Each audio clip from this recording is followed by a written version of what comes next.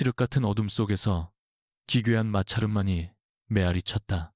생소나리를 하듯 뭉툭하게 달아버린 열 손가락이 거칠고 차가운 참나무 널장지를 긁어대는 소리였다.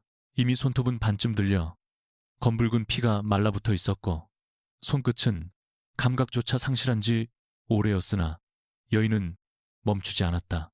숨을 들이켤 때마다 퀴퀴한 묵은 쌀 냄새와 짙은 곰팡내, 그리고 자신의 입안에서 터진 비릿한 피 냄새가 폐부를 찔렀다. 짐승의 헐떡임과도 같은 거친 숨소리가 적막한 곳간 안을 섬뜩하게 채우고 있었다. 얼음장 같은 흙바닥에 쓰러진 그녀의 몸은 지독한 추위에 사시나무 떨듯 경련하고 있었다. 불과 며칠 전까지만 해도 최고급 명주실로 지은 비단 당의를 입고 가문을 호령하던 안방마님의 자태는 온데간데 없었다. 진흙과 오물로 뒤범벅이 된 치맛자락은 형체를 알아볼 수 없게 찢겨나갔고 단정하게 틀어올렸던 가채는 풀어헤쳐져 원귀처럼 어깨 위로 흩어져 내렸다.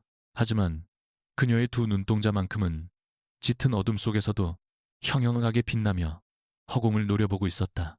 어쩌다 이 참혹한 지옥의 구렁텅이로 떨어지게 되었는가. 찢어질 듯한 공복감과 살을 애는 듯한 한기 속에서 그녀의 뇌리는 원통함으로 비명을 지르고 있었다. 철통같이 닫힌 저 육중한 나무문 너머 바깥 세상의 빛과 소리를 모두 차단해버린 거대한 쇠덩이 자물쇠가 채워지던 그 끔찍한 파차름이 귓가에 환청처럼 맴돌았다. 그것은 단순한 문이 아니라 그녀의 목숨을 서서히 옥죄어오는 죽음의 묘비와도 같았다. 분노로 인해 입술을 지식이자 굳어있던 빗방울이 다시 툭 터져 흘러내렸다. 회상의 파편들이 날카로운 비수처럼 가슴을 후벼 팠다. 며칠 전 접실의 처소에서 다과상이 올려졌던 그 평화롭고도 기만적인 오후의 정경이 떠올랐다. 요염한 자태로 고개를 숙이며 형님찬 바람이 불어 소첩이 특별히 달인 탕약이옵니다. 부디 옥체를 보존하시옵소서 라며 가증스러운 미소를 짓던 첩실의 곁에 섞인 목소리가 뱀의 혀처럼 귓가를 맴돌았다. 그 달콤한 독배를 의심 없이 받아든 것이 천추의 한이 될 줄 어찌 알았으랴. 탕약을 마신 직후 뱃속을 뒤틀어버리는 듯한 끔찍한 고통과 함께 피를 토하며 쓰러졌던 순간에 몽롱함이 고스란히 되살아났다. 눈앞이 흐려지는 와중에 그녀가 목격한 것은 걱정으로 사색이 된 접실의 얼굴이 아니라 서늘하게 입꼬리를 말아 올린 악귀의 조소였다. 이내 가문의 장부와 인감이 감쪽같이 사라졌다는 발칵 뒤집힌 소란이 일었고 쓰러진 그녀의 품속에서 위조된 타국 상단과의 밀서가 발견되었다. 모든 것이 완벽하게 짜인 덫이었다. 문중의 어르신들과 지아비가 분노에 찬 얼굴로 들이닥쳤을 때 그녀는 제대로 항변조차 할 수 없었다. 남편은 빗발선 눈으로 그녀를 내려다보며 천인공노할 악부 같으니 내년이 감히 가문의 재산을 빼돌리고 외간 사내와 결탁하여 역모를 꾸미다니 당장 저 요부를 꿀리라 하고 불호령을 내렸다. 그녀는 피 끓는 심정으로 억울함을 호소했다. 서방님 억울하옵니다. 이는 모두 저 요망한 첩실이 꾸민 흉계이옵니다. 제발 통촉하여 주시옵소서. 그러나 그녀의 처절한 절규는 냉담한 벽에 부딪힐 뿐이었다. 곁에 서 있던 첩실은 치맛자락으로 얼굴을 가린 채 가짜 눈물을 뚝뚝 흘리며 오열하는 연기를 펼쳤다. 아이고 형님, 어찌하여 이리 무서운 짓을 저지르셨사옵니까? 가문을 망치려 하시다니 소첩은 너무도 두렵고 떨리옵니다. 그 가증스러운 흐느낌에 남편의 이성은 완전히 마비되어 버렸다. 진실을 확인하려는 최소한의 노력조차 없이 수십 년을 함께한 조강지처의 변명은 독부의 뻔뻔한 거짓말로 치부되었다. 지아비의 차가운 눈빛은 칼날이 되어 그녀의 심장을 무참히 난도질했다. 결국 문중의 임시회의가 열리기도 전에 지아비는 가문의 수치를 밖으로 새어나가지 않게 하겠다는 명분하에 그녀를 후원 깊숙한 곳에 방치된 폐창고에 가두라 명했다. 건장한 사내종들이 달려들어 독에 중독되어 제대로 몸을 가누지도 못하는 그녀의 머리채를 질질 끌고 갔다. 어두컴컴한 창고 안으로 내동댕이 쳐지고 무거운 문이 닫히며 세상과의 단절을 알리는 철렁거리는 자물쇠 소리가 그녀가 들은 마지막 바깥 세상의 소리였다. 그들은 물 한 모금조차 넣어주지 않았다. 이러는 그것이 3일 전의 일인지 닷새 전의 일인지 지금으로서는 도무지 가늠할 길이 없었다. 뼛속까지 스며드는 음습한 냉기가 그녀의 생명력을 갉아먹고 있었고 뱃속은 마치 날카로운 톱니바퀴가 내장을 갉아대는 듯한 극심한 경련을 일으켰다. 탈수와 굶주림으로 인해 눈앞에는 끊임없이 헛것이 아른거렸다. 화려했던 과거의 잔치, 따뜻했던 화로의 온기, 달콤했던 다과의 맛이 환영처럼 피어올랐다가 다시 어두운 허공 속으로 잔인하게 흩어졌다. 어디선가 사각거리는 소리가 들려왔다. 어둠에 완벽하게 적응한 그녀의 시야에 팔뚝만한 쥐새끼 두어 마리가 썩은 귓집 사이를 기어다니며 자신을 탐욕스러운 눈빛으로 노려보는 것이 들어왔다. 죽어가는 인간의 고기를 노리는 짐승의 기척이었다. 평소 같았으면 혼비백산하여 비명을 질렀겠지만 지금의 그녀는 달랐다. 오히려 그 쥐새끼들의 생명력마저도 질투가 날 지경이었다. 그녀는 이빨을 꽉 깨물며 속으로 중얼거렸다. 내가 이 미물들의 먹이가 될 성시프냐. 살아야 했다. 무슨 수를 써서라도 기어이 살아남아 이 캄캄한 지옥을 빠져나가야만 했다. 가문을 말아먹으려는 그 간악한 첩실의 목줄을 맨손으로 뜯어버리고 자신을 내친 어리석은 지아비의 눈앞에 피비린내 나는 진실을 내동댕이 쳐야만 했다. 이대로 이름 모를 원귀가 되어 구천을 떠도는 것은 저들의 완벽한 승리를 의미하는 것이었다. 억울함과 한으로 점철된 그녀의 마음속 깊은 곳에서 미약하게 꺼져가던 생명의 불씨가 시뻘건 분노의 화염으로 타오르기 시작했다.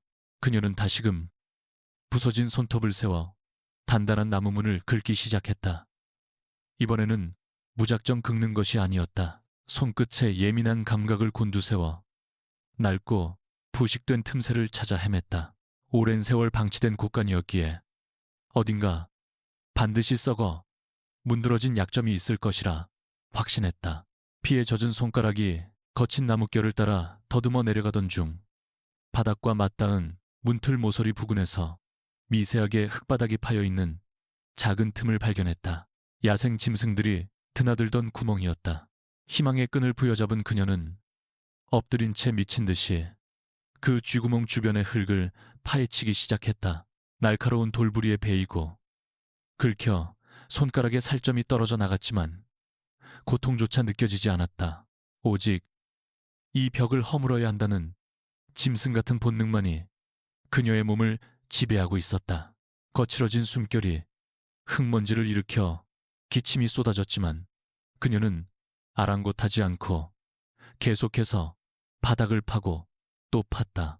손톱이 완전히 빠져버린 자리에서 흐른 피가 흙과 엉겨붙어 진흙처럼 변해갔다. 시간이 얼마나 흘렀을까. 손가락뼈가 드러날 정도로 혹독한 노동 끝에 마침내 문틀 아래에 단단했던 집안이 허물어지며 성인 여성의 팔 하나가 간신히 들어갈 만한 틈이 생겨났다. 그녀는 틈새로 손을 밀어넣어 바깥의 차가운 밤 공기를 느꼈다. 폐부를 찌르는 듯한 맑고 시린 바람이 손끝을 스치는 순간 참았던 눈물이 왈칵 쏟아졌다. 그것은 서러움의 눈물이 아니라 질긴 생명에 대한 경외와 지독한 복수심이 뒤섞인 환희의 눈물이었다. 내년이 감히 나를 이 깊은 수렁에 묻으려 하였더냐. 그녀는 칠흑 같은 어둠 속에서 짐승처럼 으르렁거리며 씹어뱉듯 속삭였다. 기다려라. 내 반드시 살아서 돌아가 내년에 살가죽을 벗기고 그 요망한 혓바닥을 뽑아 문전걸식을 시킬 터이니 똑똑히 지켜보아라. 안방마님의 자리가 어찌 피바람을 몰고 오는지.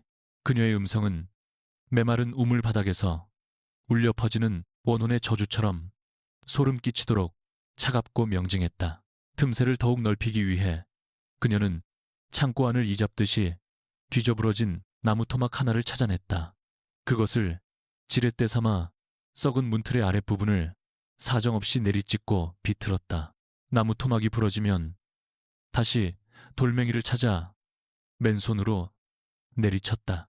체력은 이미 한계점을 넘어선 지 오래였으나 복수라는 이름의 광기가 그녀의 육신을 초인적인 힘으로 조종하고 있었다.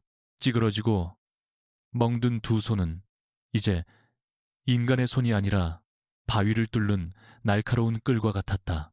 끼익하는 기괴한 마찰음과 함께 부식되어 있던 문틀의 일부분이 크게 떨어져 나갔다. 그 사이로 한 줄기 창백한 달빛이 곳간 안으로 스며들어와 그녀의 처참한 몰골을 비추었다. 헝클어진 머리카락 사이로 빛나는 그녀의 눈동자는 마치 먹이를 노리는 굶주린 범의 그것과 같았다. 바깥 세상과 연결된 그 좁은 통로 너머로 흔들리는 대나무 숲의 그림자가 보였다. 이제 조금만 더 파내면 몸을 구겨넣고 빠져나갈 수 있을 것이었다. 그녀는 찢겨나간 치맛자락을 길게 찢어 피투성이가 된 두 손을 단단히 동여맸다. 고통을 잊기 위한 임시방편이자 미끄러지지 않고 온 힘을 다해 나무 판자를 뜯어내기 위한 최후의 준비였다. 숨을 깊게 들이마시고 두 다리로 바닥을 굳게 지탱한 뒤 뜯겨진 문틀 틈새로 온몸을 들이밀었다. 날카로운 나뭇가시가 어깨와 등허리를 무자비하게 긁으며 지나갔지만 그녀는 입술을 꽉 깨물며 억눌린 신음조차 내뱉지 않았다. 어둠 속에서 뗄리를 틀고 있던 본처의 영혼은 이미 과거에 자애롭고 유약했던 여인이 아니었다. 지옥의 아가리를 스스로 찢어발기고 나오는 한 마리의 흉폭한 야수였다. 가문의 규범과 체면 지아비에 대한 알량한 애정 따위는 저 차가운 흙바닥에 완전히 내던져버렸다. 오직 생존, 그리고 자신을 기만한 자들을 향한 처절하고도 완벽한 응징만이 그녀의 심장을 뛰게 하는 유일한 원동력이 되었다. 달빛을 향해 기어나가는 그녀의 뒷모습은 기괴하면서도 숭고했다. 마침내 좁은 틈새를 통과해 바깥 흙바닥으로 완전히 몸을 굴려 빼낸 순간 밤하늘에 뜬 차가운 하얀 달이 그녀의 피 묻은 얼굴을 내려다보았다. 자유의 공기를 들이마시며 그녀는 폐가 찢어질 듯 기침을 쏟아냈지만 이내 비틀거리며 두 발로 대지 위에 우뚝 섰다. 저 멀리 화려한 등불이 밝혀진 본체를 응시하며 밤바람에 흩날리는 헝클어진 머리칼 사이로 서늘한 미소가 번졌다. 피의 복수를 알리는 거대한 폭풍의 서막이 막 올랐다. 본체에서 새어나오는 따스하고도 눈부신 호롱불 빛이 칠흑 같은 어둠 속에서 웅크린 여인의 피투성이 얼굴을 기괴하게 어루만졌다. 등골을 오싹하게 만드는 한겨울의 칼바람이 찢어진 치맛자락 사이를 파고들며 얼어붙은 살갗을 베어냈지만 그녀는 고통조차 잊은 채 울창한 대나무 숲에 짙은 그림자 속에 숨죽여 엎드려 있었다. 방금 전까지 자신이 갇혀있던 패창고 쪽에서는 아직 아무런 인기척도 들려오지 않았으나 언제 술라를 도는 노비들에게 발각될지 모르는 위태로운 상황이었다. 두 눈을 부릅뜬 채 붉게 타오르는 안방의 창호지 문을 응시하는 그녀의 동공에는 걷잡을 수 없는 증오와 살기가 이글거리고 있었다. 그 시각 여인이 뚫어지게 바라보던 본체 안방에서는 가증스러운 권력의 찬탈극이 화려하게 펼쳐지고 있었다. 최고급 당단으로 지은 붉은 치마와 옥색 저고리를 차려입은 접실 월향은 본처가 아끼던 진주장식, 비녀를 보란 듯이 머리에 꽂은 채 안방마님의 보료 위에 교만하게 앉아 있었다. 서방님 찬바람이 이리 매서우니 소첩의 마음이 참으로 불안하옵니다. 가문의 대소사를 돌보시느라 옥체가 상하실까 염려되오니 부디 이 따뜻한 인삼차를 드시옵소서. 월향은 콧소리가 섞인 애교스러운 음성으로 찻잔을 내밀며 지아비의 팔에 다정하게 매달렸다. 그녀의 요염한 눈웃음 뒤에는 가문의 모든 실권을 장악했다는 오만한 성취감이 독버섯처럼 피어나고 있었다. 지아비는 간악한 요부의 거짓된 혀에 완전히 이성과 판단력을 상실한 채 아둔한 미소를 지으며 찻잔을 받아들었다. 오, 역시 나를 생각하는 것은 우리 예쁜 월향이 뿐이로구나. 그 흉측한 역정년이 가문을 통째로 말아먹으려 한 것을 생각하면 아직도 자다가 이가 갈리지만 네가 곁에 있으니 이리 마음이 든든할 수가 없다. 남편의 어리석은 망언이 창호지 문틈을 타고 밤바람에 실려 대나무 숲까지 희미하게 전해지자 숨어있던 본처는 피가 거꾸로 솟는 듯한 참담함에 주먹을 꽉 쥐었다. 30년을 하루같이 내조하며 가문을 일으켜 세운 조강지처를 하루아침에 내치고 요부의 치마폭에 놀아나는 지아비의 무능함이 뼈에 사무치도록 원망스러웠다. 더 이상 지체할 시간이 없었다. 여인은 입술을 지식이며 흐르는 피를 삼키고는 참을 수 없는 분노를 가슴 깊은 곳에 억누른 채 저택의 담장을 향해 몸을 움직였다. 신발조차 신지 못한 맨발이 날카로운 돌부리와 억센 나뭇가지에 찔려 걸음을 내디딜 때마다 시뻘건 핏자국이 대지 위에 선명하게 찍혔다. 하지만 복수를 향한 지독한 갈망이 육신의 고통을 완전히 마비시켜버렸기에 그녀는 비틀거리면서도 결코 쓰러지지 않고 한 마리 상처 입은 들짐승처럼 담장 아래의 으슥한 개구멍을 향해 필사적으로 기어갔다. 썩은 진흙과 오물이 얼굴과 몸을 온통 뒤덮었지만 그녀에게 수치심 따위는 사치일 뿐이었다. 좁고 불결한 담장 및 하수구를 빠져나와 마침내 저택 밖 세상으로 탈출한 여인은 거친 숨을 몰아쉬며 차가운 흙바닥에 쓰러졌다. 멀리서 새벽을 알리는 닭 울음소리가 희미하게 들려오고 짙은 안개가 자욱하게 깔린 산길은 마치 저승으로 향하는 길목처럼 스산하기 그지없었다. 그녀는 피투성이가 된 자신의 두 손을 내려다보며 이 손으로 반드시 그 요부의 심장을 도려내리라 다시 한번 피눈물 나는 맹세를 다졌다. 한때 이 고을에서 가장 존경받던 명문가의 안방마님은 이제 흔적도 없이 사라졌고 오직 피 맺힌 원한으로 숨을 쉬는 복수의 화신만이 칠흑 같은 어둠 속에 서늘하게 서 있을 뿐이었다. 날이 밝아오자 아침 시장통은 몰려드는 상인들과 짐꾼들로 북적이기 시작했고 여인은 그 혼란스러운 인파 속으로 자신의 몸을 숨겼다. 산발을 한 채 얼굴에 진흙과 피딱지가 엉겨붙어 악귀 같은 몰골을 한 그녀가 나타나자 길을 걷던 사람들은 기겁을 하며 뒷걸음질을 쳤다. 아니, 아침부터 웬 미친년이 재수없게 길을 막고 지랄이여 썩 꺼지지 못할까. 험상궂게 생긴 부착간 사내가 들고 있던 빗자루로 여인의 어깨를 거칠게 내리치며 고함을 질렀다. 뼈가 부서지는 듯한 둔탁한 타격감이 전해졌으나 그녀는 비명 한마디 내지 않고 독품은 눈으로 사내의 발끝만을 응시한 채 묵묵히 몸을 움츠렸다.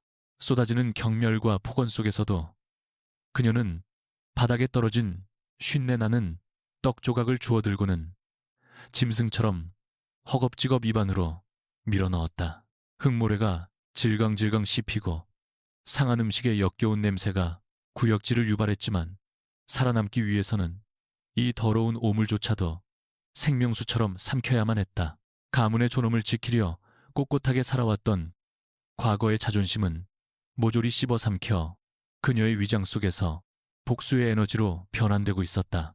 거렁뱅이들에게 발길질을 당하고 들개들과 썩은 고기를 다투며 여인은 세상의 가장 밑바닥에서 겪을 수 있는 모든 참담한 수모를 뼛속 깊이 새기며 묵묵히 저잣거리를 가로질렀다. 그녀가 향한 곳은 고을 외곽의 빈민들이 모여 사는 악취나는 판자촌. 그 중에서도 가장 후미진 곳에 자리한다 쓰러져가는 오막살이었다. 과거 그녀가 거두어 살려준 은혜를 입고 가문에서 내쳐진 후에도 홀로 조용히 살아가고 있던 충직한 옛 하인 막개를 찾기 위함이었다.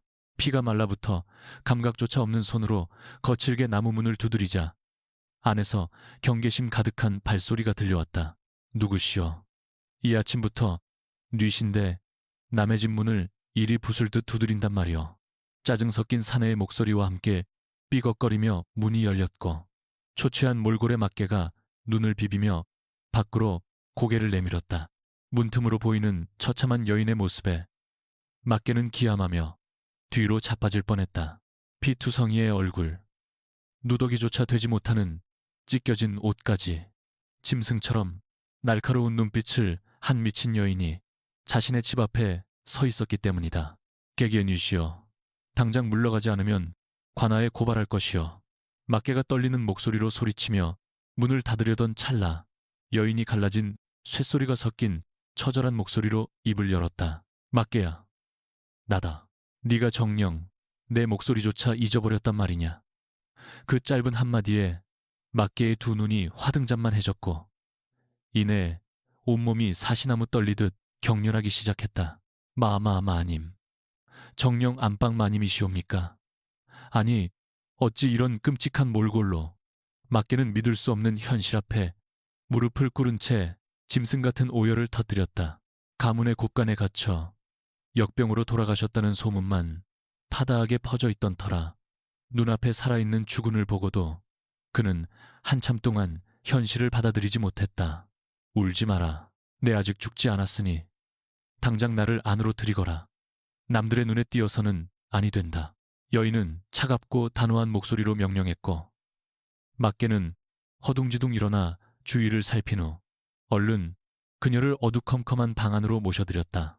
비좁고 냉기가 도는 방 한가운데 앉은 여인은 막개가 허겁지겁 떠온 따뜻한 숭늉을 단숨에 들이마셨다.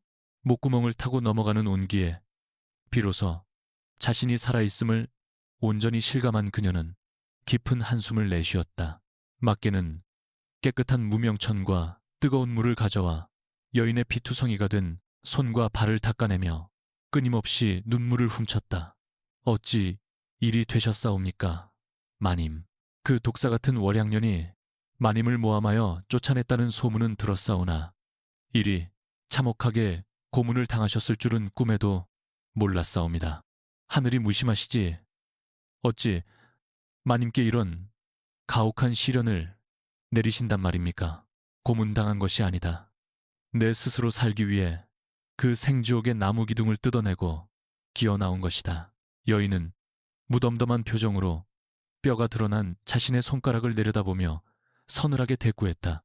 그녀의 목소리에는 일말의 슬픔이나 감정적 동요조차 묻어나지 않았고 그 지독한 냉정함에 막개는 오히려 등골이 오싹해짐을 느꼈다. 막개야, 밖의 상황은 어찌 돌아가고 있느냐. 그 요부가 내 자리를 꿰차고 앉아 무슨 수작을 부리고 있는지 내 아는 대로 숨김없이 모두 고하거라. 여인의 매서운 눈초리가 막개의 얼굴에 꽂히자 그는 마른 침을 삼키며 조심스럽게 입을 열었다. 마님께서 곳간에 갇히신 다음 날 월향 그년이 대감마님을 구워 삶아 가문의 곳간 열쇠와 장부를 모두 거두어 드렸사옵니다. 또한 마님의 수족이었던 참종들을 모두 영모의 하수인으로 몰아 곤장을 쳐서 쫓아내었고 자신의 입맛에 맞는 간사한 자들로만 안채를 채워 넣었사옵니다. 막개의 보고를 듣는 여인의 턱관절이 분노로 매섭게 튀어나왔다. 그뿐이 아니옵니다.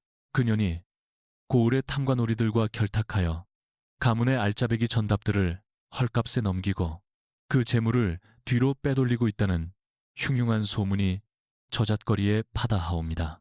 대감마님과 문중 어르신들은 그년이 올리는 뇌물과 주색에 눈이 멀어 아무것도 보지 못하고 계시옵니다. 여인은 두 눈을 지그시 감았다. 첩실의 탐욕이 단순히 안방마님의 자리를 차지하는 데 그치지 않고 가문의 뿌리마저 송두리째 뽑아버리려 한다는 사실이 명백해졌다. 멍청한 지아비는 요부의 치마폭에 쌓여 가문이 파멸의 구렁텅이로 굴러떨어지고 있는 줄도 모르고 해벌레 웃고 있을 것이 뻔했다. 역시 내 짐작이 틀리지 않았구나. 그녀는 처음부터 가문을 집어삼킬 요량으로 나를 역적으로 몬 것이다. 여인은 천천히 눈을 뜨며 암흑처럼 짙고 섬뜩한 살기를 뿜어냈다. 내 비록 한때 지아비를 하늘처럼 섬겼으나 가문을 망치는 꼴을 살아서 지켜볼 수는 없다. 내 반드시 그녀의 숨통을 끊어놓을 것이다. 그녀의 단호한 결의에 맞게는 바닥에 엎드려 울먹였다. 마님 하오나 지금 마님의 처지로는 그 요괴 같은 년을 당해낼 재간이 없사옵니다. 관아에도 이미 그녀의 뇌물이 두둑하게 들어간 터라 마님께서 섣불리 나서셨다가는 도리어 참변을 당하실 것이옵니다. 부디 먼 타방으로 피신하시어 후일을 도모하시옵소서. 충직한 종의 만류에도 여인의 흔들림 없는 눈동자는 허공에 한 점을 꿰뚫 듯 차갑게 응시하고 있었다. 도망치라니 누구 좋으라고 도망을 친단 말이냐. 호랑이를 잡으려면 호랑이 굴로 들어가야 하는 법. 막개야, 당장 시장에 나가 내 몸에 맞는 사내종의 옷가지와 질긴 삿갓을 구해오너라. 막개가 눈물을 닦으며 황급히 밖으로 나간 사이 여인은 방 한구석에 놓인 녹슨 낫을 집어들었다. 그녀는 거울조차 없는 어두운 방 안에서 엉켜버린 자신의 긴 머리카락을 한 움큼 쥐고는 망설임 없이 낫으로 사정없이 베어버렸다. 서걱거리는 기분 나쁜 소리와 함께 명문가 안방마님의 상징이자 여인의 자존심이었던 검고 긴 칠흑 같은 머리칼이 차가운 흙바닥 위로 툭툭 떨어져 내렸다. 그것은 과거에 유약했던 자신과의 영원한 결별을 고하는 참혹하고도 성스러운 의식과도 같았다. 머리카락이 잘려나갈 때마다 그녀의 심장에는 피비린내 나는 복수의 칼날이 한 자루씩 꽂히고 있었다. 얼마 후 상인으로 위장하여 품속에 낡은 사내 옷을 숨겨 돌아온 막개는 바닥에 흩어진 머리카락과 머리를 댕강 자른 채 야수처럼 앉아있는 여인의 모습에 다시금 경악을 금치 못했다. 마마님, 어찌 옥체에 이런 칼을 대셨사옵니까? 막개가 말을 잇지 못하고 흐느끼자 여인은 그가 가져온 사내의 무명바지와 저고리를 거칠게 낚아채어 훌렁훌렁 입기 시작했다. 이제부터 안방마님은 죽었다. 내 이름은 이제부터 벙어리 사내종 바우이니 내 놈도 그리 알고 입단속을 철저히 하거라.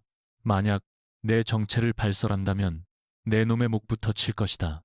남장을 하고 깊은 삿갓을 눌러 쓴 그녀의 모습은 영락없는 천한 떠돌이 사내의 행색이었다. 숟가루를 지식여 얼굴과 목덜미에 시커멓게 칠해 본래의 희고 고운 피부를 완벽하게 감추었고 다친 손에는 지저분한 붕대를 친친 감아 누구도 의심하지 못하도록 치밀하게 위장했다. 방바닥을 구르며 옷에 흙먼지를 잔뜩 묻힌 후 거울 대신 막개를 물끄러미 바라보며 물었다. 어떠냐? 나를 알아볼 수 있겠느냐? 막개는 덜덜 떨리는 목소리로 대답했다. 아니옵니다. 길거리에서 마주친다 해도 절대 마님인 줄 모를 만큼 완벽한 사내의 모습이옵니다. 여인은 만족스러운 듯 차가운 미소를 지으며 자리에서 일어났다. 부러진 손발의 끔찍한 고통은 굳은 살이 베인 듯 둔탁해졌고 오직 심장 깊은 곳에서 끓어오르는 복수의 불길만이 그녀를 지탱하고 있었다. 잘 듣거라 막개야. 지금부터 나는 저잣거리를 돌며 그 요부년이 빼돌린 재물의 흐름과 가문을 배신한 자들의 흔적을 샅샅이 뒤질 것이다. 너는 매일 밤 삼경에 성황당 느티나무 아래로 나와 내가 모은 증좌들을 받아 숨겨두거라. 내 기필코 저들의 추악한 낯짝을 만천하에 까발리고 잃어버린 내 자리를 피로 물들여 되찾을 것이다. 복수를 향한 그녀의 첫걸음이 낡은 문지방을 넘어 바깥 세상으로 묵직하게 내디뎌졌다. 시끌벅적한 난전의 거리는 온갖 탐욕과 거짓이 뒤엉킨 거대한 진흙탕과도 같았다. 벙어리 샘나무꾼 바우로 위장한 본처는 땀에 전 누더기를 걸친 채 제 몸통보다 굵은 참나무 장작을 지게에 지고 저잣거리를 묵묵히 누비고 있었다. 숯검정으로 칠한 얼굴 위로 굵은 땀방울이 흘러내려 시커먼 얼룩을 만들었지만 깊게 눌러쓴 삿갓 아래의 두 눈동자만큼은 먹잇감을 노리는 매처럼 날카롭게 번뜩였다.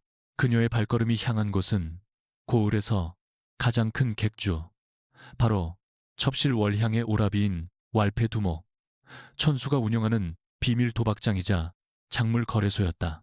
겉으로는 평범한 비단 상단으로 위장하고 있었으나 그 이면에서는 썩은 돈과 권력이 은밀하게 오가는 더러운 소굴이었다. 객주 뒷마당에 장작을 내려놓으며 그녀는 거친 숨을 몰아쉬는 척 몸을 숙였다. 코끝을 찌르는 독한 탁주 냄새와 노름꾼들의 짐승 같은 고함이 진동하는 가운데 객주 안채에서 새어나오는 간사한 웃음소리가 그녀의 예민한 청각을 자극했다. 아따, 우리 누이 동생 덕분에 요즘 금송아지가 굴러들어와 아주 살맛이 납니다요.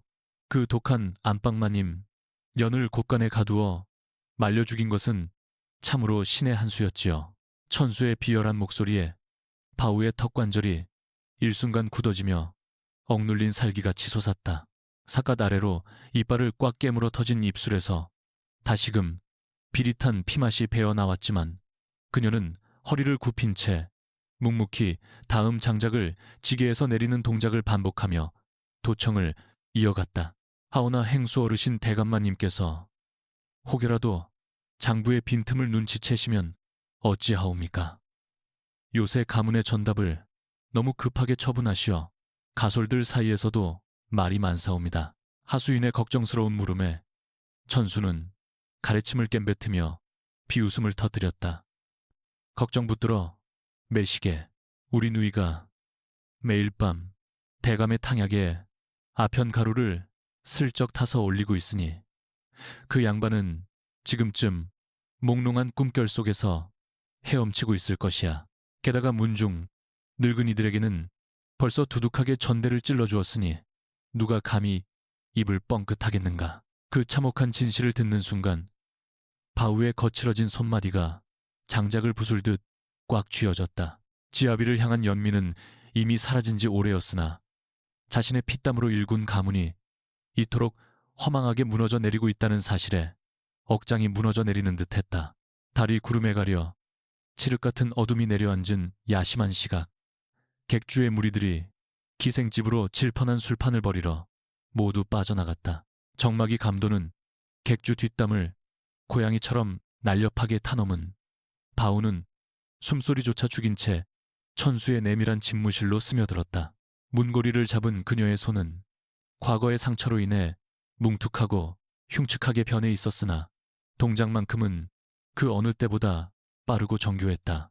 머리꼬지에서 빼낸 얇은 쇠꼬챙이를 자물쇠 틈새로 밀어넣고 미세한 감각에 집중하자 이내 달칵하는 경쾌한 마찰음과 함께 굳게 잠겨있던 철통 같은 문이 열렸다. 그녀는 서둘러 방 안으로 몸을 숨기고 창호지를 통해 새어 들어오는 희미한 달빛에 의지하여 방 안을 샅샅이 뒤지기 시작했다. 두꺼운 병풍 뒤를 더듬던 그녀의 손끝에 바닥 널빤지 하나가 미세하게 들떠있는 것이 감지되었다. 숨을 죽이고 널빤지를 들어 올리자 그 아래 깊숙한 곳에 검은 밀치를 한 작은 괴짝이 숨겨져 있었다. 떨리는 손으로 괴짝을 열어젖힌 그녀의 눈앞에 드디어 가문의 진짜 재산 내역이 적힌 밀장부와 자신을 역모로 몰아넣기 위해 위조되었던 타국 상단과의 가짜 서신들이 고스란히 모습을 드러냈다. 장부의 책장을 빠르게 넘기던 조상 대대로 물려받은 비옥한 토지와 황금들이 이미 천수의 이름으로 빼돌려져 있었고 심지어 관아의 사또에게 정기적으로 바친 막대한 뇌물 내역까지 적나라하게 기록되어 있었다. 이 간악한 버러지 같은 것들, 내 이 피 묻은 장부를 너희들의 저승길 노잣돈으로 삼아주마. 바우는 짐승의 으르렁거림 같은 억눌린 탄식을 내뱉으며 장부와 서신들을 품속 깊숙이 갈무리했다. 괴짝 안에는 위조에 사용되었던 정교한 가짜 인감도장과 월향이 친필로 오라비에게 지시를 내린 서찰들까지 함께 들어 이것들이야말로 첩실의 극악무도한 만행을 만천하에 폭로하고 그녀의 목을 단번에 날려버릴 수 있는 가장 치명적이고 완벽한 증좌였다. 그녀는 흔적을 남기지 않기 위해 괴짝을 다시 원래대로 닫고 널빤지를 덮은 뒤 병풍의 주름까지 완벽하게 맞추어 놓고는 그림자처럼 방을 빠져나왔다. 가슴 품에 안은 장부의 서늘한 촉감이 불타오르는 복수심에 기름을 붓는 듯 했다. 삼경을 알리는 북소리가 고요한 밤 공기를 가르며 둔탁하게 울려 퍼지는 가운데 성황당의 거대한 느티나무 아래에는 충직한 옛 하인 막개가 초조한 기색으로 서성이고 있었다. 부엉이의 스산한 울음소리가 등골을 오싹하게 만드는 어둠 속에서 바스락거리는 나뭇잎 소리와 함께 삿갓을 깊게 눌러쓴 바우가 스르륵 모습을 드러냈다. 마님, 무사히 다녀오셨사옵니까? 소인 행여나 마님께서 들키시어 변이라도 당하셨을까 보아 간장이 다 녹아내리는 줄 알았사옵니다. 막개가 울먹이며 다가오자 바오는 묵묵히 품속에서 꺼낸 두툼한 장부 뭉치와 서신들을 그의 손에 쥐어주었다. 달빛에 비친 장부의 표지를 확인한 막개의 두 눈이 경악으로 커다랗게 벌어졌다.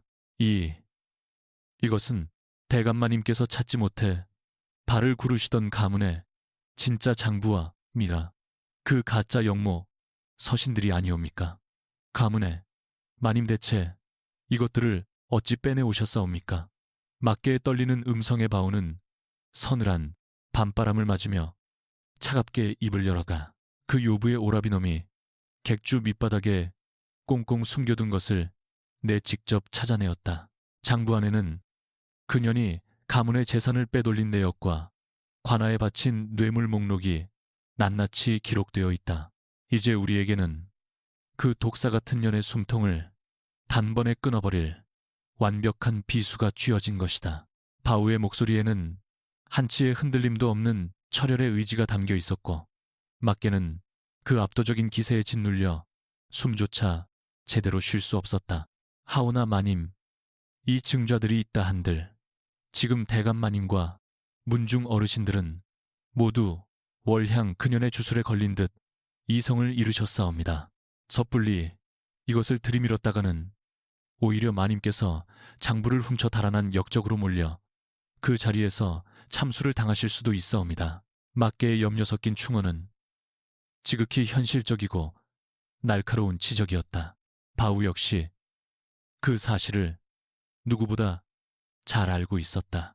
관아의 사또마저 첩실의 뇌물에 매수된 마당에 단순히 억울함을 호소하며 증거를 내미는 것만으로는 저 거대한 탐욕이 낼 일을 베어낼 수 없었다. 모든 권력을 쥔 자들을 단번에 침묵시키고 그들이 빠져나갈 구멍을 완벽하게 틀어막을 거대한 판이 필요했다. 바오는 턱을 괴고 깊은 상념에 잠긴 채 무언가를 계산하듯 날카로운 눈빛을 번뜩였다. 막개야 문중에서 가장 곧고 꼬장꼬장하시어 월향년의 뇌물조차 통하지 않았던 송제 어르신은 지금 어디에 계시느냐? 그녀의 물음에 막개는 탄식을 내뱉으며 대답했다. 송제 어르신께서는 마님께서 억울하게 몰리셨을 때 유일하게 마님을 변호하시다가 대감 마님의 노여움을 사문 중에서 반쯤 내쳐진 채 뒷사남자에 칩거하고 계시옵니다. 그녀는 눈의 가시 같은 송제 어르신을 완전히 몰아내기 위해 호시탐탐 기회만 엿보고 있다 하옵니다. 그 말을 듣는 순간 바우의 입가에 서늘하고도 잔혹한 미소가 피어올랐다.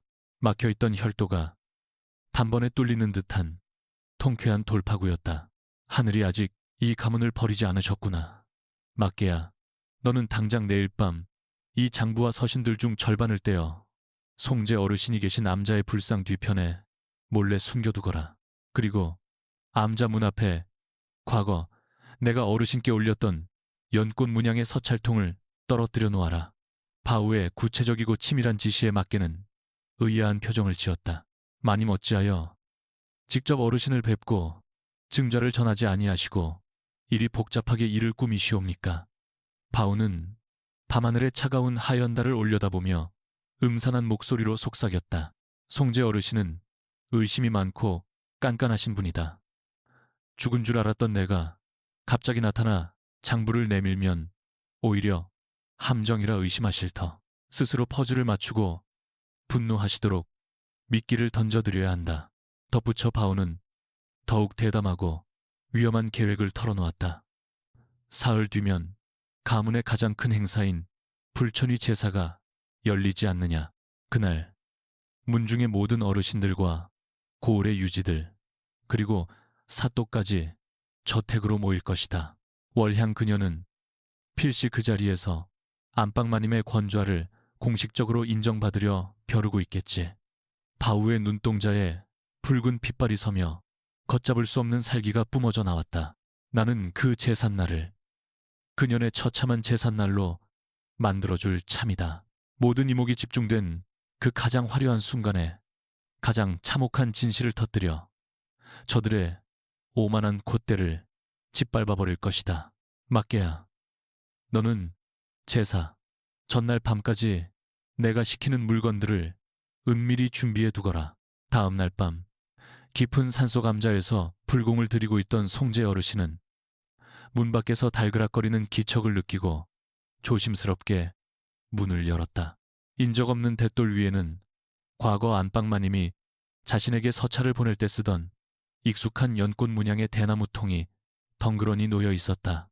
노인의 주름진 눈매가 크게 흔들렸다. 떨리는 손으로 통을 열어보자 그 안에는 진실은 부처님의 등 뒤에 있사옵니다 라는 핏빛 글씨가 적힌 낡은 비단 조각이 들어 있었다. 불길한 예감에 휩싸인 노인은 서둘러 불당으로 들어가 황금 불상의 거대한 등허리 뒤편을 조심스럽게 더듬었다. 뽀얗게 쌓인 먼지 사이로 차갑고 묵직한 가죽 장부가 손끝에 걸려들었다.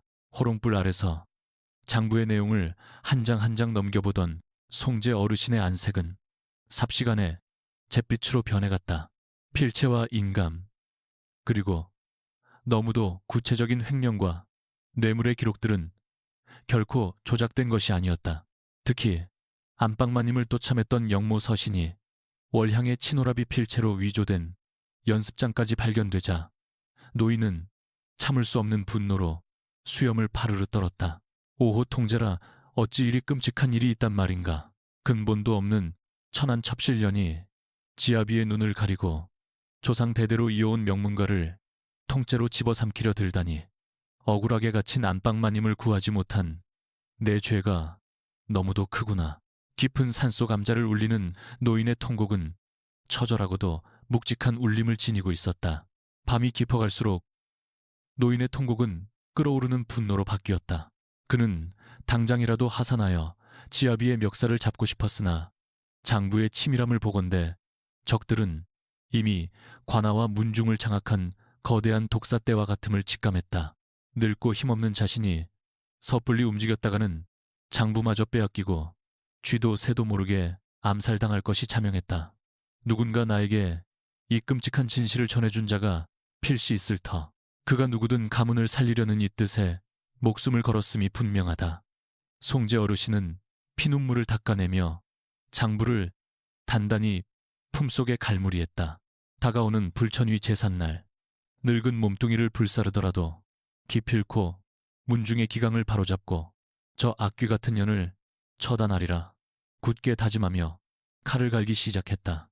한편 가문의 본체에서는 다가올 대제사 준비로 연일 잔치 분위기가 이어지고 있었다. 첩실 월향은 수십 명의 하녀들을 거느리고 다니며 최고급 제기를 꺼내게 하고 타국에서 들여온 진귀한 식자재들로 제사상을 차리라며 호들갑을 떨었다. 서방님, 이번 제사야말로 제가 가문의 안주인으로서 처음 모시는 큰 행사인지라 한치의 소홀함도 없게 하겠사옵니다. 문중 어르신들께서도 소첩의 정성에 감복하시어 마땅히 제 자리를 인정해 주실 것이옵니다. 월향이 남편의 가슴팍에 기대어 콧소리를 내자 몽롱한 약기운에 취한 지아비는 허허실실 웃으며 고개를 끄덕였다. 오냐, 오냐, 네가 어련히 잘 알아서 하겠느냐. 그 역정년의 흔적일랑 싹 지워버리고 네가 안방을 온전히 차지하거라. 화려한 저택의 이면 썩은 냄새가 진동하는 하인들의 헛간 구석에서 그 모든 꼴을 지켜보고 있던 바우는 묵묵히 낫을 갈고 있었다. 서걱서걱 숫돌과 쇠붙이가 마찰하며 내는 소름 끼치는 소리만이 그녀의 억눌린 살기를 대변하고 있었다. 그녀의 눈앞에 과거 자신이 안주인으로서 자유롭게 가솔들을 거느리고 제사를 준비하던 찬란했던 영광의 날들이 주마등처럼 스쳐 지나갔다. 조상에 대한 극진한 예우와 가문의 결속을 다지던 성스러운 제단이 이제는 한낱 창기의 권력욕을 채우기 위한 더러운 무대로 전락해버린 현실이 뼈저리게 고통스러웠다. 갈라진 입술 사이로 새어나오는 숨결은 한겨울의 서리발처럼 차갑고 뾰족하게 얼어붙어 있었다. 결전의 날을 이틀 앞둔 밤, 막개가 남몰래 바우의 은신처로 잠입했다. 그의 등에는 묵직한 보따리 하나가 매달려 있었다. 마님 분부하신 물건들을 모두 구하여 왔사옵니다. 소복 한 벌과 마님께서 혼례 때 입으셨던 붉은 원삼, 그리고 쥐를 잡는 맹독을 구하였사옵니다. 보따리를 풀어헤치자 어둠 속에서 섬뜩할 만큼 새하얀 소복과 빛빛처럼 붉은 원삼이 기괴한 대비를 이루며 쏟아져 내렸다. 바오는 거친 손으로 그 화려하고도 슬픈 천조각들을 어루만지며 지옥에서 돌아온 야차 같은 미소를 지었다. 수고하였다. 막개야, 이제 저들에게 죽음에서 부활한 진짜 안방마님의 위엄이 무엇인지 뼈저리게 보여줄 때가 당도하였다. 하오나 마님, 이 맹독은 어디에 쓰실 작정이옵니까? 혹여 제사 음식에 독을 타시어 모두를 몰살시킬 참이시옵니까? 그리하시면 마님께서도 살인귀로 몰려 영영 구제받지 못할 것이옵니다. 막개가 창백하게 질린 얼굴로 만류하자 바오는 고개를 저으며 싸늘하게 대꾸했다. 어리석은 소리. 나는 저 간악한 짐승들과는 다르다. 무고한 생명을 앗아가는 짓 따위는 하지 않는다. 이 독은 그 누구의 목구멍으로도 넘어가지 않을 것이나 그 어떤 칼날보다 예리하게 그녀의 심장을 찢어밟길 치명적인 비수가 될 것이다. 그녀의 알 수 없는 대답에 막개는 등줄기를 타고 흐르는 식은땀을 닦아내며 묵묵히 고개를 숙일 수밖에 없었다. 폭풍전야의 고요함이 가문의 저택 전체를 무겁게 짓누르고 있었다. 드디어 불촌이 제사가 거행되는 당일 아침이 밝았다. 으리으리한 소슬대문 앞에는 고을의 네로라 하는 양반들과 관아의 수령, 그리고 문중의 원로들이 줄지어 당도하고 있었다. 저택의 앞마당은 화려한 비단 옷을 입은 객들과 분주하게 오가는 하인들로 인산인해를 이루었고, 가야금과 대금의 처량하고도 장엄한 연주 소리가 담장을 넘어 하늘로 흩어졌다.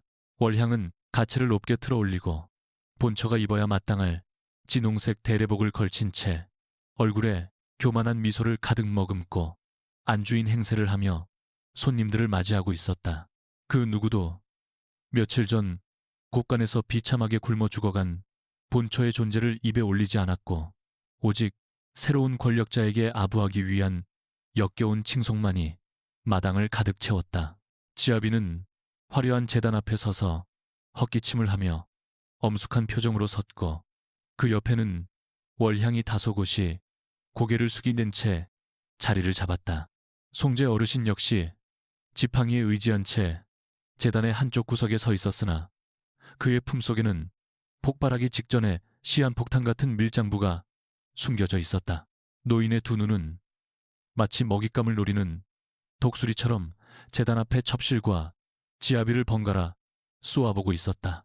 자, 시간이 되었으니 조상님들께 잔을 올리고 제를 시작하도록 하겠소. 지아비의 선언과 함께 장엄한 향이 피어오르고 제관들이 엎드려 절을 올리기 시작했다. 가문의 평안과 번영을 비는 거짓된 기원문이 낭독되는 순간 모두의 이목이 집중된 대청마루 쪽에서 기괴하고도 소름 끼치는 파열음이 들려왔다. 쾅! 육중한 대청마루의 나무 문짝이 거칠게 부서지며 뜯겨나가는 소리에 제사에 참석한 수백 명의 사람들이 일제히 숨을 들이켜며 고개를 돌렸다. 짙게 피어오르는 향연을 뚫고 햇빛조차 닿지 않는 서늘한 응달 속에서 한 여인의 실루엣이 천천히 모습을 드러냈다. 뼛속까지 시리도록 새하얀 소복 위에 과거 가문의 안주인으로서의 권위를 상징했던 빛빛 붉은 원삼을 걸친 기괴한 차림새였다. 길게 풀어헤친 머리카락 사이로 드러난 얼굴은 숯가루와 진흙으로 엉망이었으나 분노로 붉게 충혈된 두 눈동자만큼은 그 어떤 칼날보다 예리하고 섬뜩한 살기를 뿜어내며 제단 앞의 월향을 정면으로 노려보고 있었다. 누누뉘신가. 감히 신성한 제사장에 어찌 저런 흉측한 요괴가 들어왔단 말이냐. 여봐라. 당장 저 미친년의 목을 쳐서 끌어내지 않고 뭣들 하는 게냐. 몽롱한 약기운에서 확 깨어난 지아비가 기겁을 하며 뒷걸음질을 쳤고 사색이 된 건장한 사내종들이 몽둥이를 치켜들고 일제히 그녀를 향해 달려들었다. 그러나 여인은 미동조차 하지 않은 채 서늘하고도 쩌렁쩌렁한 목소리로 사자후를 토해냈다. 네 이놈들, 감히 네 안전이라고 함부로 무기를 들이대는 것이냐. 내 피와 땀으로 일군 내 집에서 조상님들을 모시는 성스러운 제단 앞에 내 두 발로 당당히 걸어 들어왔거늘 그 누구도 내 앞길을 막을 자격은 없다. 익숙하고도 위험 있는 그 음성에 달려들던 하인들이 약속이나 한 듯 그 자리에 꽁꽁 얼어붙고 말았다. 정적. 숨막히는 침묵이 거대한 파도처럼 제사장을 덮쳤다. 월향의 손에 들려있던 옥으로 만든 향압이 바닥으로 떨어져 날카로운 파열음을 내며 산산조각이 났다. 마님. 누군가의 떨리는 입술에서 새어나온 그 한마디가 도화선이 되어 마당에 모인 수백 명의 사람들이 경악과 공포에 질려 웅성거리기 시작했다. 폐창고에 갇혀 쥐도 새도 모르게 굶어 죽었다고 알려진 본처 가문을 팔아먹은 역적이라 손가락질 받던 안방마님이 지옥의 끄트머리에서 살아 돌아온 것이다. 두 손은 온통 찢겨 피투성이었고 앙상하게 마른 몸은 바람에 날아갈 듯 위태로웠으나 그녀가 내뿜는 압도적인 기백과 원한서린 카리스마는 그 자리에 있는 모든 이들의 숨통을 옥죄어버릴 만큼 바우안이 부활한 본처는 덜덜 떠는 하인들을 지나쳐 마치 투신처럼 제단을 향해 한 걸음씩 뚜벅뚜벅 걸어나갔다. 그녀의 피 묻은 맨발이 마당의 흰 모래 위에 선명한 핏자국을 남기며 다가갈 때마다 첩실월향의 교만했던 얼굴은 핏기가 가시며 공포로 일그러져 갔다. 지아비는 유령을 본 듯 바닥에 주저앉아 헛소리를 중얼거렸고 뇌물을 받고 입을 다물고 있던 수령과 원로들은 안색이 하얗게 질려 서로의 눈치만 살필 뿐이었다. 오직 한 사람, 무리 뒤편에 서 있던 송제 어르신만이 품속의 밀장불을 꽉 움켜쥔 채 뜨거운 눈물을 흘리며 묵묵히 고개를 끄덕이고 있었다. 복수의 제단 앞에 선 재를 뒤집어 쓴 맹수 피바람을 몰고 올 그녀의 진정한 심판이 이제 막 그 잔혹하고도 화려한 서막을 올리려는 참이었다. 향연기가 자욱한 제단 앞 핏빛, 원삼을 걸친 본처의 모습은 마치 지옥의 불길을 뚫고 강림한 복수의 야차와도 같았다. 찢겨진 소복 사이로 드러난 상처투성이, 피부와 마른 핏자국이 엉겨붙은 얼굴은 참혹하기 그지없었으나 그녀가 뿜어내는 기백은 그곳에 모인 수백 명의 숨통을 일거에 틀어막을 만큼 압도적이었다. 바람결에 흩날리는 헝클어진 머리카락 사이로 번뜩이는 두 눈동자는 오직 제단 중앙에 서 있는 요부 월향과 무능한 지아비의 심장만을 정확히 관역으로 삼고 있었다. 쥐죽은 듯한 정적 속에서 그녀의 피 묻은 맨발이 모래를 밟는 버석거리는 소리만이 사방을 기괴하게 울렸다. 지아비는 사색이 된 얼굴로 덜덜 떨며 뒷걸음질을 치다 급기야 재상의 모서리를 짚고 주저앉을 뻔했다. 저것이 정령 사람이란 말이냐? 아니면 원한을 품고 구천을 떠도는 악귀란 말이냐 여여봐라. 당장 저 끔찍한 요괴를 끌어내어 능지처참을 하라.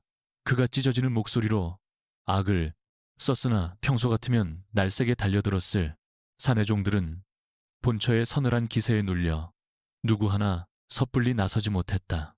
과거 가솔들의 생사 여탈권을 쥐고 자애로우면서도 엄격하게 집안을 다스리던 안방마님의 거대한 위엄이 뼈만 남은 육신을 뚫고 나와 그들의 영혼을 철저하게 굴복시키고 있었던 것이다. 곁에 서 있던 첩실월향은 핏기가 싹 가신 얼굴로 부들부들 떨면서도 어떻게든 이 위기를 모면하고자 다시 한번 간악한 혓바닥을 놀리기 시작했다. 아이고 서방님, 저 흉측한 역정년이 어찌 살아서 이 신성한 제사장에 발을 들인단 말입니까? 소첩은 너무도 무섭고 끔찍하여 혼절할 것만 같사옵니다. 필시 전연이 요술을 부려 사내종들을 홀린 것이 분명하오니 어서 관군을 불러 전연을 포박하시옵소서. 월향은 거짓 눈물을 쥐어짜내며 지아비의 옷자락에 매달렸으나 그녀의 얄팍한 연기는 본처의 매서운 시선 앞에서 그저 발악하는. 본처는 가증스러운 월향의 작태를 차갑게 내려다보며 얼음장같이 차갑고 명징한 목소리로 입을 열었다. 요술이라 하였느냐? 내가 홀로 그 어둡고 퀴퀴한 곳간에 갇혀 쥐새끼들의 먹이가 되지 않기 위해 피가 터지도록 널빤지를 뜯어낼 때 내년은 이 화려한 재단에서 안주인 행세를 할 꿈을 꾸고 있었겠지. 서방님, 똑똑히 보시옵소서. 이 피투성이가 된 두 손과 짐승처럼 찢겨진 내 몸뚱이가 바로 당신이 그토록 감싸고도는 저 간악한 요부의 흉계가 만들어낸 참혹한 진실이옵니다. 그녀의 목소리는 피를 토하듯 처절하면서도 한치의 흔들림 없이 장내의 모든 이들의 폐부를 날카롭게 찌르고 들어갔다.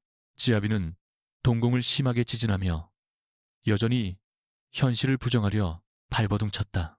닥치라 내년이 가문의 재산을 빼돌리고 타국의 상단과 밀서를 주고받은 명백한 영모의 증좌가 발견되었거늘 어찌 끝까지 그 흉측한 주둥이로 거짓을 뱉어낸단 말이냐. 당장 내 눈앞에서 사라지지 못할까. 그의 억지스러운 호통은 오히려 자신의 무능함과 공포를 숨기기 위한 비루한 변명으로밖에 들리지 않았다.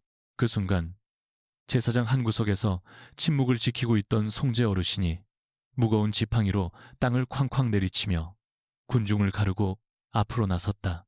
늙고 주름진 얼굴에는 타오르는 분노와 결연한 의지가 서려 있었다. 닥쳐야 할 것은 바로 무능하고 어리석은 자네의 그 입통이 내 송제. 어르신의 벼락 같은 호통이 맑은 아침 하늘을 뒤흔들자 지아비는 흠칫 놀라 입을 다물었다. 문중에서 가장 존경받는 최고 어른의 일갈에 제사장에 모인 수백 명의 손님들은 일제히 숨을 죽였다. 어르신은 품속에서 검은 패치를 한 가죽, 장부와 서신 뭉치를 꺼내어 지아비의 발밑으로 사정없이 집어던졌다. 둔탁한 소리와 함께 바닥에 흩어진 종이들을 가리키며 노인은 사자후를 토해냈다.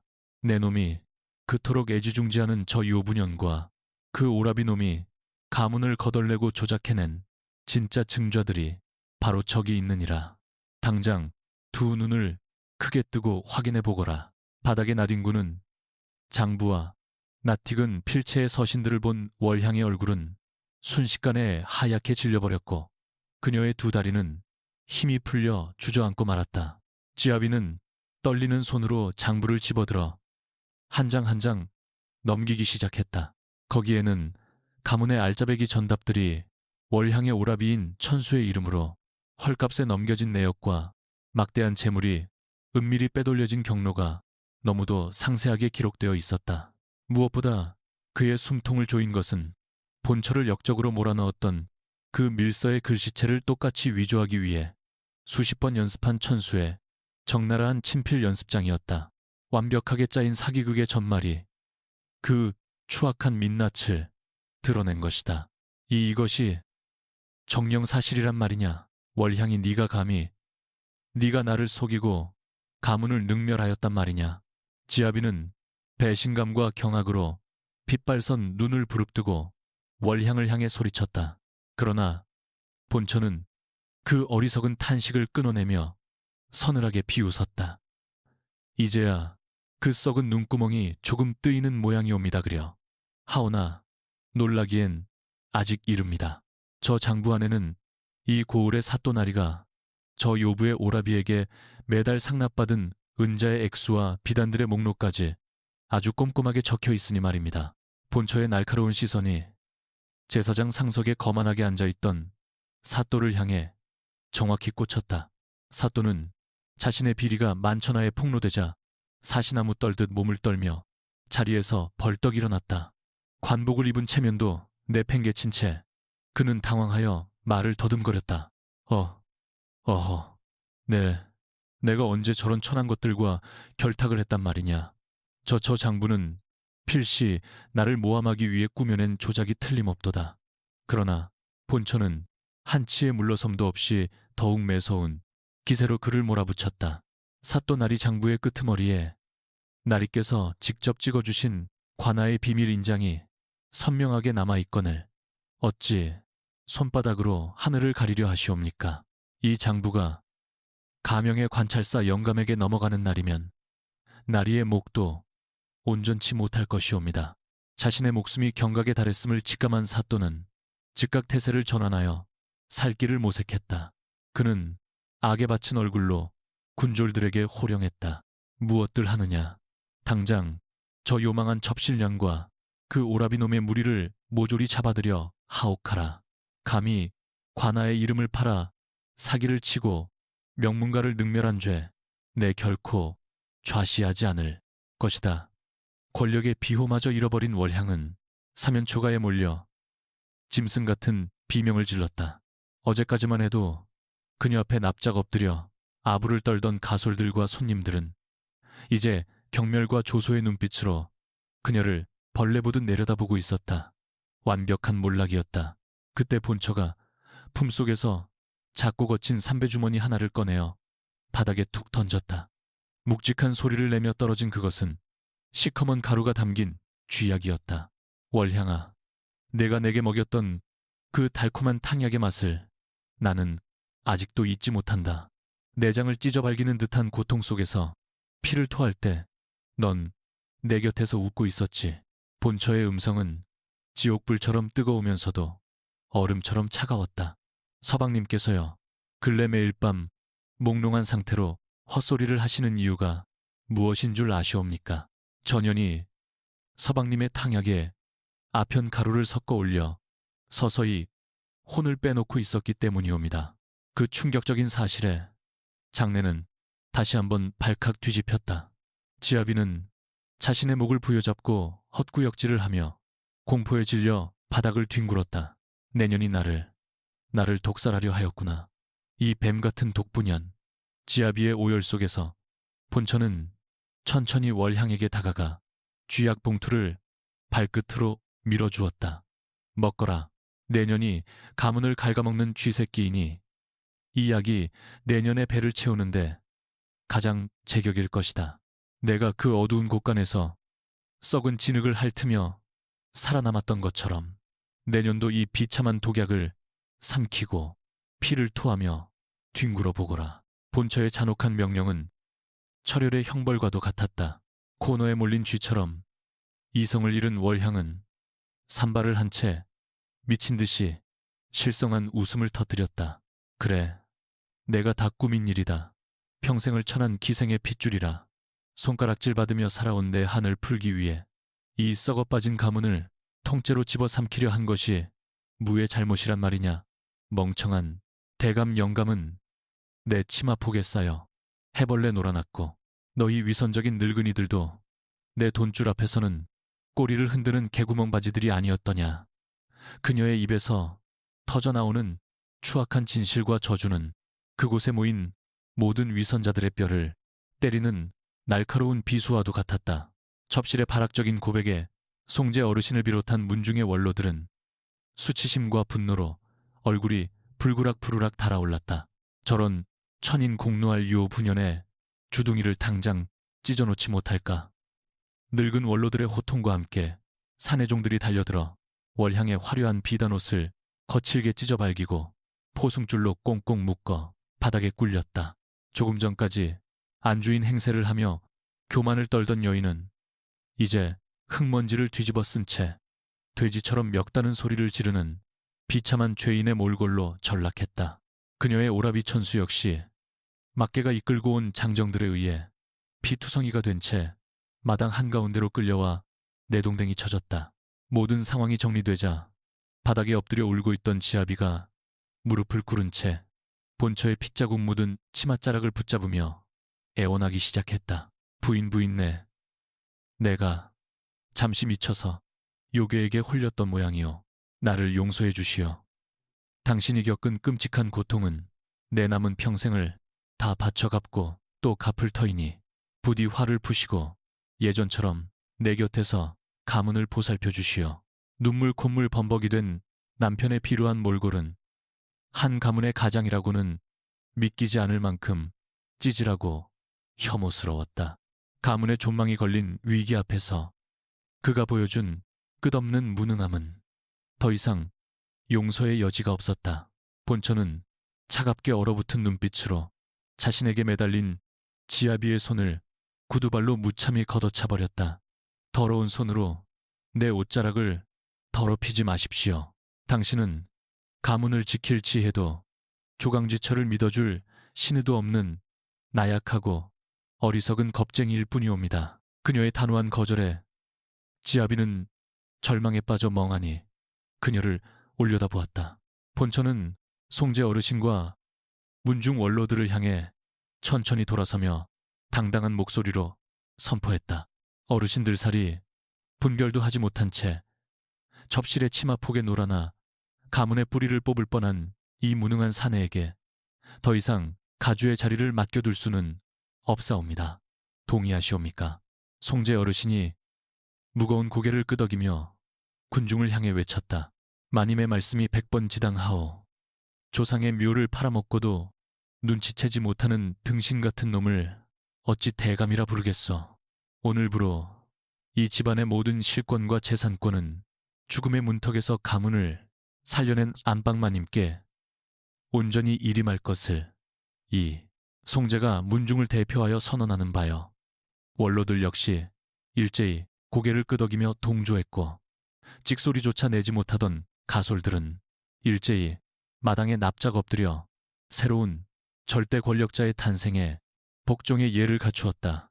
수백 명의 침묵 속에서 빛빛 원삼을 두른 본처는 재단의 정중앙에 거대한 태산처럼 우뚝 섰다.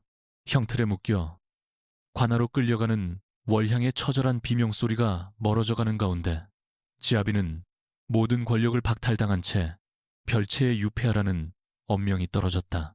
사내종들에 의해 질질 끌려가는 남편의 뒷모습을 바라보는 본처의 눈동자에는 일말의 동정심조차 남아있지 않았다. 그녀는 제단 위에 올려진 맑은 정화수를 들어 찢겨진 자신의 손에 묻은 피와 진흙을 천천히 씻어내기 시작했다.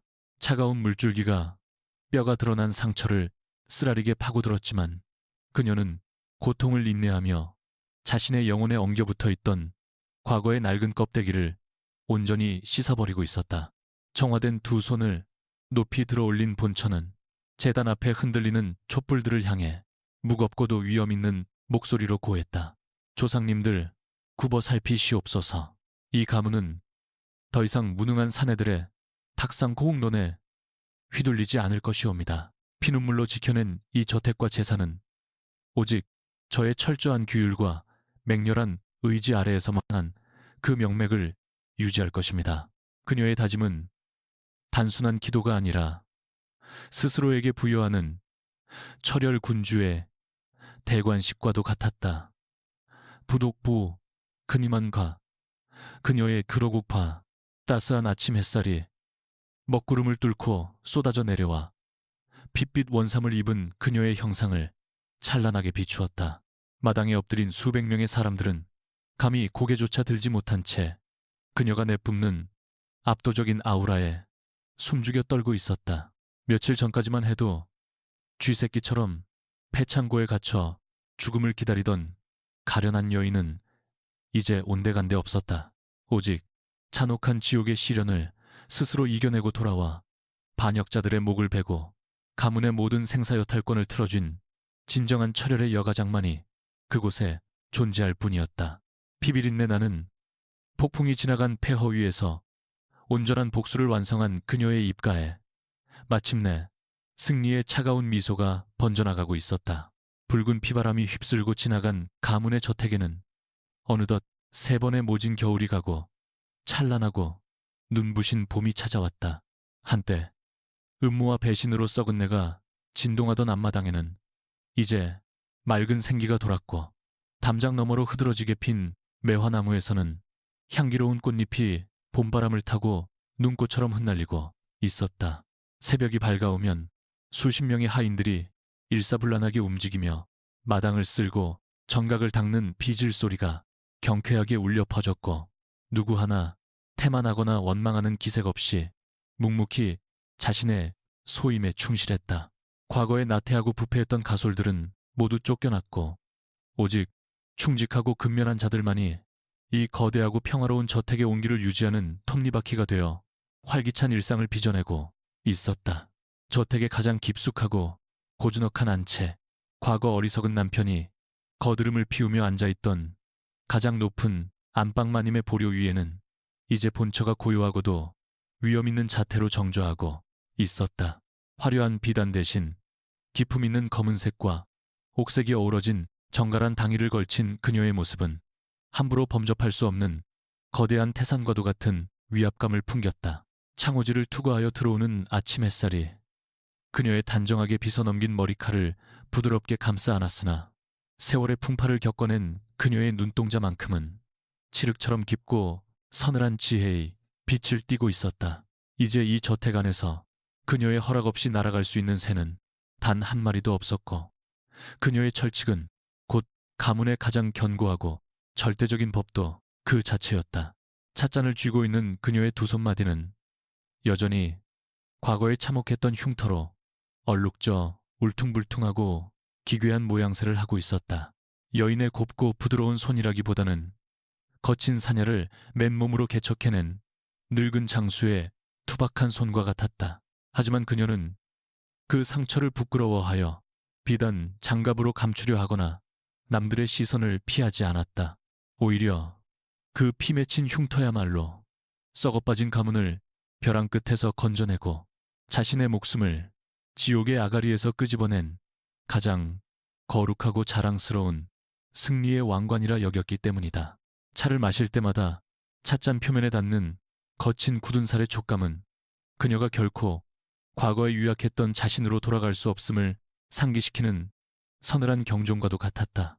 그 끔찍했던 불천위 제삿날 이후 고을의 민심과 가문의 질서는 완전히 새로운 국면을 맞이하여 한치의 흐트러짐 없이 유지되고 있었다. 간악한 첩실 월향의 최후는 그녀가 지은 극악무도한 죄악만큼이나 끔찍하고 비참하여 고을 사람들의 혀를 내두르게 하였다. 관아로 끌려가 살이 터지고 뼈가 부서지는 참혹한 형벌을 받은 끝에 관노비로 전락한 월향은 오라비 천수와 함께 척박한 북방의 변방으로 유배를 떠나야만 했다. 그곳에서 짐승만도 못한 취급을 받으며 돌을 나르던 그녀는 결국 모진 추위와 굶주림, 그리고 온몸에 퍼진 끔찍한 역병을 견디지 못하고 어느 이름 모를 산기앰에서 피를 토하며 얼어 죽고 말았다. 그녀의 시신을 거두어주는 이는 아무도 없었고 들개들의 먹이가 되어 그 허망한 탐욕의 끝을 맺었다. 한편 조상 대대로 이어온 명문가를 한낱 요부의 치마폭에 바치려 했던 어리석고 무능한 지아비는 저택의 가장 구석지고 어두운 별채에 철저히 유폐되었다. 안방마님의 엄명 아래 누구도 그 별채에 함부로 출입할 수 없었고, 하루에 2번 거친 보리밥과 짠지만이 작은 개구멍을 통해 주어질 뿐이었다. 평생을 호의호식하며 권력을 쥐고 흔들던 그는 사방이 막힌 좁은 방 안에서 고독과 공포에 짓눌려 서서히 이성을 상실해갔다. 밤이 깊어지면 별채 쪽에서는 부인네가 잘못하였소. 제발 나를 이 어둠 속에서 꺼내어 주시오. 라는 처절하고도 미친 짐승 같은 울부짖음이 들려오곤 했으나 그 누구도 그 비참한 절규에 귀를 기울이거나 동정의 눈길을 보내지 않았다. 그것이 배신자가 치러야 할 합당한 대가였다. 가문을 구하는데 결정적인 공을 세웠던 충직한 옛 하인 막개는 이제 가문의 대소사를 총괄하고 재산을 관리하는 대행수의 자리에 올라 안방마님의 곁을 든든하게 보필하고 있었다. 거칠고 천했던 낡은 무명옷을 벗어던지고 단정한 명주 두루마기를 입은 막개는 매일 아침 안채로 들어와 엎드려 절을 올렸다. 마님 금월의 상단장부와 소출 내역을 모두 정리하여 대령하였사옵니다. 다행히 올해는 날이 좋아 농사의 풍작이 예상되며 타국과의 교역에서도 큰 이문을 남기었사옵니다. 막개는 두 손으로 공손히 가죽장부를 들어올리며 보고를 올렸다. 그의 목소리에는 과거의 두려움 대신 자신을 수렁에서 건져주고 중용해준 주군을 향한 무한한 존경과 충성심이 짙게 배어 있었다. 그녀는 막개가 올린 장부를 펼쳐들고 숨소리조차 들리지 않는 매서운 눈빛으로 숫자 하나하나를 꼼꼼하게 훑어내려갔다. 조금의 오차나 불분명한 지출 내역이 발견되면 즉각 해당 책임자를 불러 엄히 문초하였고, 투명하고 정직하게 재물을 불린 자에게는 신분 고하를 막론하고 두둑한 상을 내려 치하했다. 막개야, 여기 객주 수리 비용으로 나간 은자의 쓰임새가 묘연하구나. 오늘 해가 지기 전까지 이 돈이 네 주머니로 들어갔는지 샅샅이 파헤쳐 내게 보고하거라. 내 재산에서 단 한 푼이라도 부정한 자의 입으로 넘어가는 꼴은 결코 좌시하지 않을 것이다. 그녀의 단호하고 서늘한 명령에 막개는 굵은 땀방울을 훔치며 머리를 조아렸다. 자비는 없었으나 분노에는 언제나 정당한 명분이 따랐다. 과거 첩실에 의해 찢겨나가고 갉아먹혔던 가문의 재산은 안방마님의 놀라운 기지와 철혈 통치 아래 그 어느 때보다 거대하게 불어나며 전례 없는 풍요를 누리고 있었다. 그녀는 단순히 농지에서 걷어들이는 소출에 만족하지 않고 고을 외곽에 버려진 땅을 개간하여 대규모 뽕나무 밭을 조성하고 비단 상단을 직접 꾸려 이웃나라의 거상들과 투명한 거래를 뗐다. 뇌물과 압으로 유지되던 과거의 더러운 상도덕을 모두 끊어내고 오직 최상급의 물조와 정확한 신용만으로 승부를 보았기에 그녀가 이끄는 상단의 깃발만 보아도 천하의 객주들이 앞다투어 길을 열어줄 정도였다. 상단이 벌어들인 막대한 재화는 다시 가솔들의 배를 불리고 고을의 빈민들을 구휼하는 데 쓰이며 흔들림 없는 권력의 굳건한 기반이 되었다. 고을의 민초들과 저잣거리의 백성들은 이제 그녀를 가리켜 철혈의 여가장이라 부르며 경외심을 표해 맞이 않았다. 과거 벙어리 사내종 바우로 위장하여 시장 바닥을 기어다니며 오물을 뒤집어 썼던 그 비참한 몰골의 여인이 실은 하늘이 내린 영명한 지혜와 강철 같은 심장을 지닌 영웅이었음이 만천하에 알려졌기 때문이다. 그녀가 화려한 가마를 타고 고을에 행차하는 날이면 굶주렸던 백성들이 길가에 엎드려 만세를 불렀다. 탐과 놀이들조차 그녀의 서늘한 기백 앞에서는 감히 눈조차 마주치지 못하고 쩔쩔맸으며 부패한 관아의 법도보다 안방마님의 공명정대한 처결이 민초들에게는 칠흑 같은 밤바다를 밝혀주는 유일한 등대이자 진정한 구원과도 같았다. 어느덧 백발이 성성해진 문중의 송제 어르신은 맑은 날이 오면 종종 지팡이를 짚고 안채로 찾아와 그녀와 깊은 다과를 나누며 회포를 풀곤 하였다.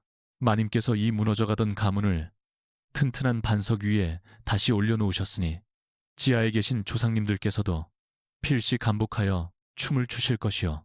늙고 무능한 이 늙은이의 두 눈으로 마님의 이 거룩한 치적을 살아서 볼 수 있으니 그저 여한이 없을 따름이요. 송제 어르신은 찻잔을 들어 올리며 깊은 주름살 사이로 온화한 웃음을 지어 보였다. 과거 깊은 산속 암자에서 핏빛 장부를 받아들고 함께 피눈물을 흘리며 결의를 다졌던 두 사람이기에 이토록 평화로운 마주 앉음은 너무도 각별하고 시린 감동을 자아냈다. 어르신의 그 곧고 강직하신 기계가 아니었다면 저 혼자의 힘으로는 결코 그 무도한 악귀의 무리를 베어낼 수 없었을 것이옵니다. 안방마님은 깊게 고개를 숙이며 노인에 대한 진심 어린 예우를 다하였다. 세상 사람들은 제가 독한 마음을 먹고 복수를 이루었다. 수군거리나 어르신과 저는 알지 않사옵니까? 그것은 개인의 천박한 원한을 갚기 위함이 아니라 짐승의 탐욕에 먹혀버린 인간의 올바른 도리와 가문의 신성한 뿌리를 지켜내기 위한 처절한 발버둥이었음을 말입니다. 그녀의 묵직한 고백에 송제 어르신은 뜨거운 눈시울을 붉히며 고개를 끄덕였다. 피로 물든 장부의 무거운 무게를 고스란히 짊어진 채 묵묵히 버텨온 그녀의 어깨가 노인의 눈에는 몹시도 크고 거룩하게 보였다. 저녁놀이 대나무 숲 뒤편으로 붉게 물들기 시작하며 하늘이 땅거미로 덮일 무렵 저택의 수십 개 방과 긴 복도에는 일제히 눈부신 호롱불이 대낮같이 밝혀졌다. 과거 음습한 폐창고의 칠흑 같은 어둠 속에서 짐승처럼 덜덜 떨며 달빛 한 줌을 구걸해야 했던 처절한 트라우마 때문인지 그녀는 저택 안에 단 한 곳도 어둠의 사각지대가 생기는 것을 허락하지 않았다. 어둠은 곧 공포이자 배신이 싹트는 온상이라는 뼈저린 교훈이 가슴속 깊이 각인되어 있었기 때문이다. 불을 밝히는 노비들이 분주하게 오가며 기름을 채우고 심지를 돋우는 활기찬 풍경 속에서 그녀는 찬란하게 타오르는 불꽃의 온기를 바라보며 비로소 완전한 생의 감각과 지배자의 통제력을 만끽했다. 저녁 식사 시간이 도래하여 화려한 나전칠기 소반 위에 정갈한 상차림이 안방으로 들어왔다. 산의 진미가 가득했던 과거의 요란한 상차림과 달리 맑은 무국과 소박한 산나물 무침, 그리고 윤기가 흐르는 하얀 쌀밥 한 그릇이 전부인 단출하고도 소박한 식단이었다. 마님 어찌하여 매일 이리 거친 음식만 드시옵니까? 상단에서 들여온 귀한 짐승의 고기와 달콤한 다과가 곡간에 넘쳐나거늘 옥체가 상하실까 염려되옵니다. 시중을 드는 하녀가 안타까운 마음에 조심스레 여쭈었으나 그녀는 그저 옅은 미소를 지으며 숟가락을 들었다. 그녀의 뇌리에는 그 지옥 같았던 창고 바닥에서 진흙과 섞인 쉰내, 나는 떡 조각을 씹어 삼키며 맹세했던 생존의 기억이 아직도 생생하게 살아 숨쉬고 있었다. 음식이란 본디 허기진 배를 채우고 생명을 연장하기 위한 수단일 뿐, 혀끝에 간사한 쾌락을 죄기 시작하면 마음마저 기름지게 살이 쪄서 판단이 흐려지는 법이다. 그녀는 담백한 국물을 한 모금 삼키며 내면의 철학을 조용히 읊조렸다. 내가 그 캄캄한 쥐구멍 속에서 흙을 파먹으며 깨달은 것이 무엇인지 아느냐. 육신이 누리는 호사로움은 하루아침에 한 줌재로 변할 수 있으나 혹독한 굶주림 속에서도 절대 꺾이지 않는 투박한 정신력만이 마지막 순간까지 나를 지켜주는 유일한 검이 된다는 사실이다. 그 엄숙하고도 처절한 생존의 진리의 하녀는 깊은 감명을 받은 듯 눈을 크게 뜨며 경건한 자세로 고개를 숙였다. 식사를 마친 후 밤이 이슥해지면 그녀는 저택 안에서 잔심부름을 하는 10대의 어린 계집종들을 안방으로 모두 불러 모아 직접 천자문을 가르치고 복잡한 주판의 셈법을 익히게 하였다. 여인은 무릇 사내의 그늘에 순종하며 규방의 예절만을 익히는 것이 미덕이라 여겨지던 시대에 이는 몹시도 파격적이고 반역적인 행보였다. 불 밝힌 방 안에서 어린 종들이 고사리 같은 손으로 주판알을 튕기며 더듬더듬 글을 읽어내려갈 때면 그녀의 차갑고 엄격했던 눈매에도 어느덧 봄눈 녹듯 다정하고 따스한 온기가 피어올랐다.